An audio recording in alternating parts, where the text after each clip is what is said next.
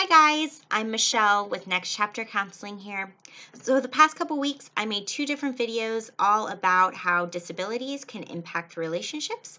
So I made a video 2 weeks ago that was addressed towards people who are diagnosed with a physical or mental disability and giving them some ideas of how they can talk with their partner about this disability and cope with if a relationship ends.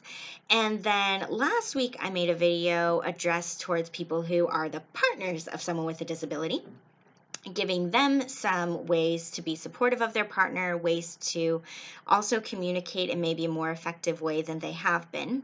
And then after I made those two videos, I got another question from someone who wrote to me and said that the first two videos were really helpful and that they also have children with disabilities. Not only is their partner diagnosed with one, but they have children who have various disabilities at home.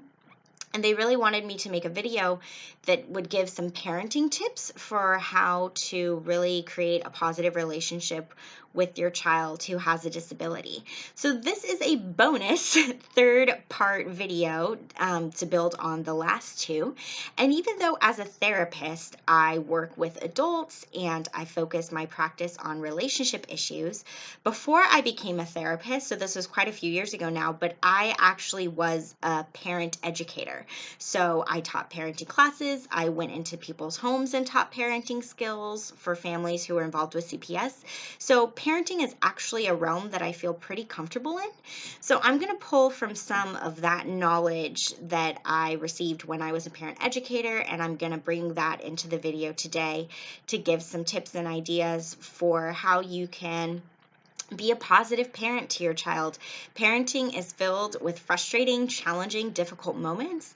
I think those challenging, difficult moments can sometimes be more frequent if you're parenting a child with a disability because it's uncharted territory. You know, your child is figuring out what this disability is. You're figuring out what this disability is as they get older and how it affects them. So it's really important to, as best you can, find the good, positive, fun moments in parenting.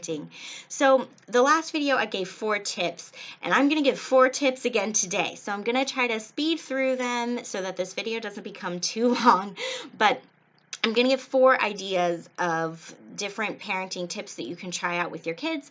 These tips are helpful with kids, whether or not they're diagnosed with disabilities, but these tips become even more important if your child does have a disability of some kind. So with the first tip I'm going to talk about, it's geared more towards younger kids. Think like 4 and under. The last 3 are geared towards kids of all ages, whether they're 2 or 12 or 17. Like the last 3 tips will be helpful for any child of any age. But this first one I'm going to talk about is just specifically for younger kids. So the name of this tip is called narrating.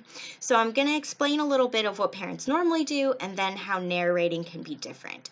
So with young children, as they're learning like their shapes and their colors and their numbers and their animals and all these fun facts about the world, it's really easy for parents like to be playing with them or reading them a book and point to something and go, what color is that? Or what shape is that? Or what animal is that? And parents tend to ask their kids a lot of questions when they're playing. Now, the hope is that the child knows the answer, and then the parent gets to be all excited with the child when you point and go, what color is that? And the child gives the right answer, and you could go, yeah, you're right. You know, that is red, or whatever the color may be. That's the goal. However, it's frustrating for the child and the parent if the parent goes, you know, what animal is that? And if the child doesn't know, or gives the wrong answer, then the parent gets to be like, oh, well, actually, it's a cow instead of a pig, or whatever the case may be. So what narrating does is it takes away the question asking. Sometimes children get overwhelmed by too many questions. Even if they do know the right answer, it can feel disruptive to them to have a parent constantly saying, what's this? What's that? What's this other thing? And for children with disabilities, this may be even more frustrating for them.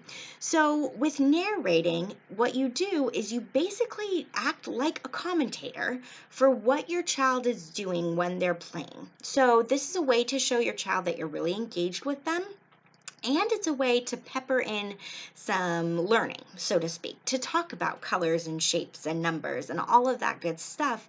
You do this by narrating.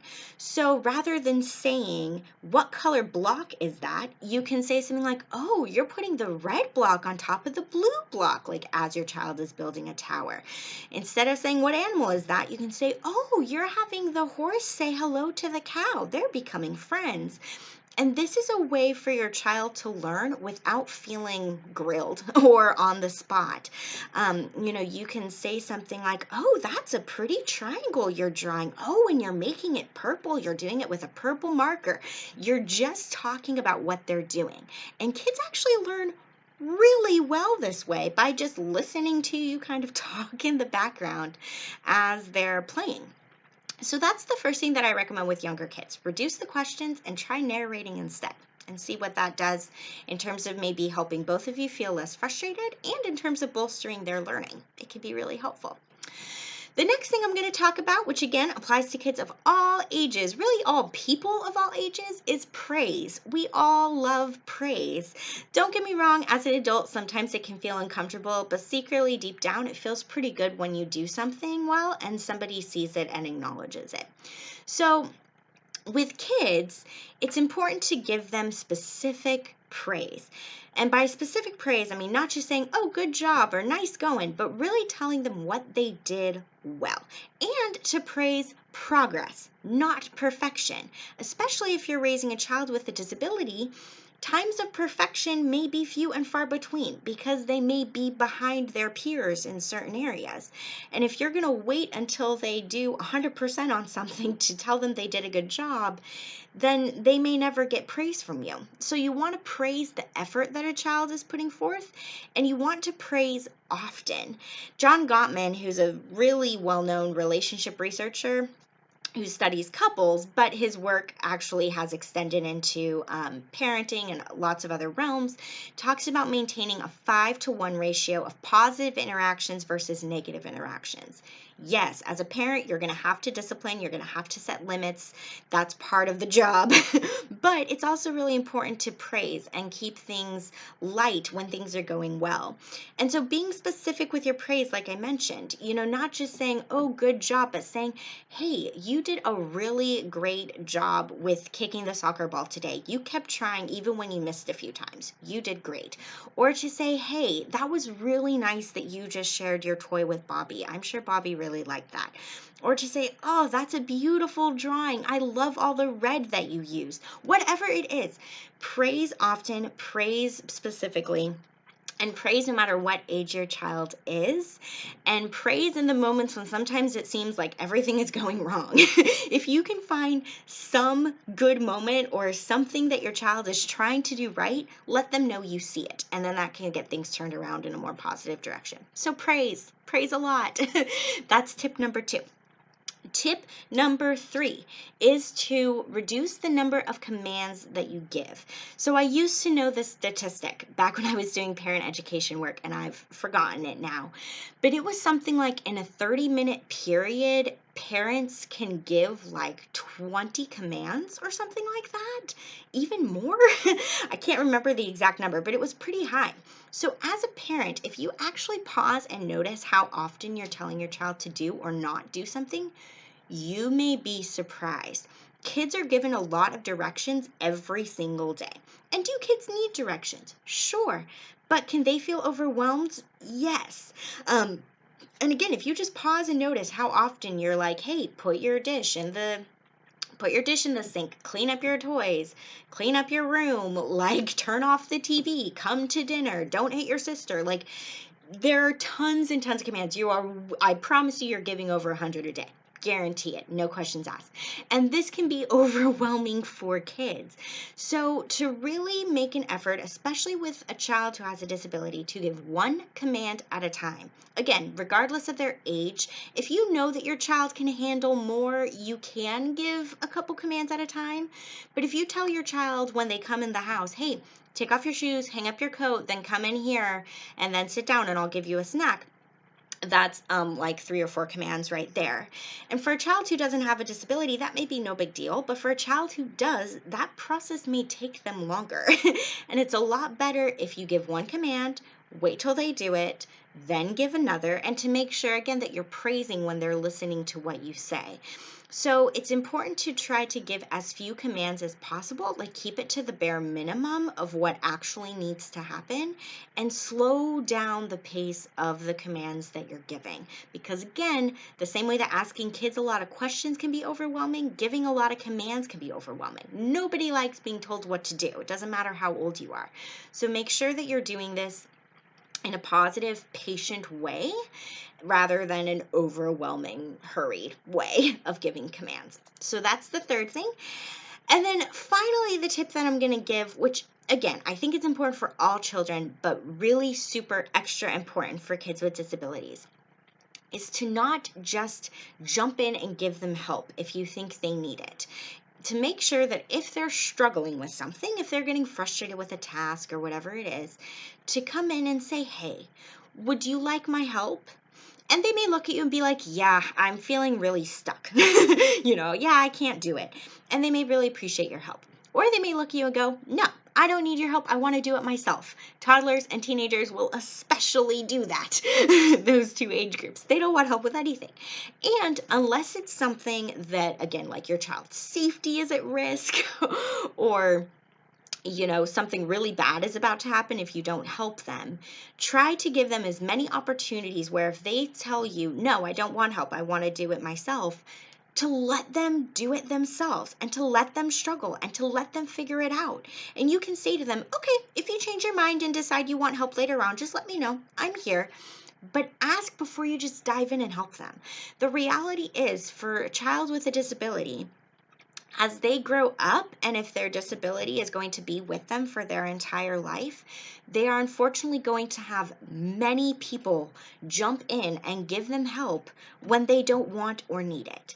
And if they know, and if this starts at an early age with their parents at home, where they feel in control, they know that if they want help, you're there and they can ask for it. They also know that if they say, no, I don't want help, I know I can do this myself, like I just have to take a few more minutes and I can figure it out, you're going to give them that space and that freedom.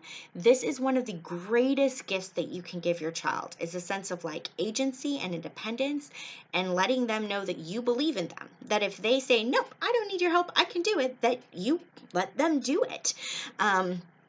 And so this is super, super important.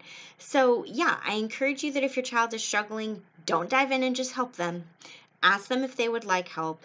Respect their answer, whether it's yes or no, and trust them to take the lead on their own abilities, because they know what they can do better than you know what they can do, which is hard as a parent because you want to think you know best, but your child knows themselves better than anybody else in this world. You're second place. So trust what your child tells you they can and can't do, and ask permission before just helping. All right, I hope I got through those 4 things in a timely manner. I'm going to just review them real quick. So the first tip I gave was to narrate what your child is doing if you have a young child. Reduce question asking, pepper in bits of information as you're narrating, but don't ask too many questions about what things are. Narrate instead. Tip number 2 was to praise. Praise often. Try to maintain a 5-to-1 ratio of positive versus negative interactions with your child. Be specific with your praise. That is really important. Number 3 was to reduce the number of commands that you give. So give one command at a time. Be patient while your child is working on that command. Give them praise, especially if it was a command that was challenging for them or took a lot of effort. And that's the other part. Praise progress, not perfection. Praise your child trying to do something, even if they're struggling with it. Oh, and I just realized I backtracked and went back to praise for a little bit. I'm going to skip commands. That's what I was talking about. Reduce the number of commands that you're giving, and make sure that you're being patient with your child while they're trying to do it. Okay, there we go. And then finally, the thing I just talked about was to make sure that you are asking your child's permission before you dive in and help them. Make sure it's something that they actually want and need your help with. And if they say they can do it on their own, let them do it on their own. All right, if you have a question for me, send me an email, nextchapter.michelle@gmail.com. I'll see you guys next week. Bye.